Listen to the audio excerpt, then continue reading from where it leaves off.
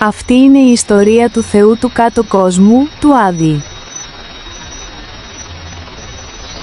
Πριν από πολύ καιρό ζούσαν δύο τιτάνες, ο Κρόνας και η Ρέα. Υποτίθεται ότι θα είχαν 6 παιδιά, αλλά ο Κρόνος ανακάλυψε ότι ένα από τα παιδιά του θα τον σκότωνε και αποφάσισε να τα απορροφήσει όλα για να προστατευτεί. Αλλά η Ρέα έσωσε τη ζωή ενός από τα παιδιά του και έδωσε στον Κρόνο ένα ομοίωμα να φάει. Ο Δίας συγκέντρωσε δυνάμεις και αντέταξε τον πατέρα του. Ο Κρόνος πέθανε και τα αδέρφια και οι αδελφοί Δίας ήταν ελεύθεροι.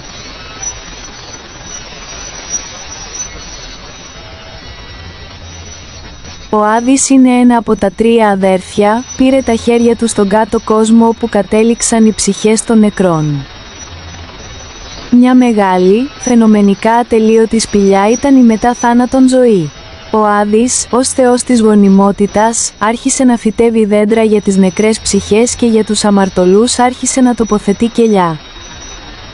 Ήταν σίγουρα σκοτεινό υπόγειο και ο Άδης αποφάσισε να χρησιμοποιήσει κρίσταλα που αποθήκευαν όλο τον πόνο των ανθρώπινων ψυχών που κατέληξαν εδώ. Ο Άδης με τη βοήθεια τους άρχισε να ανάβει πράσινες φωτιές και ό,τι δεν έκαιγε άρχισε να μετατρέπεται σε υγρό και να ρέει βαθιά μέσα στη σπηλιά, δημιουργώντας τον ποταμό Στίγα. Με τα χρόνια, ο Άδης έχει δει πολλούς κακούς ανθρώπους μπροστά του, που έκαναν αυτό το μέρος λιγότερο άνετο.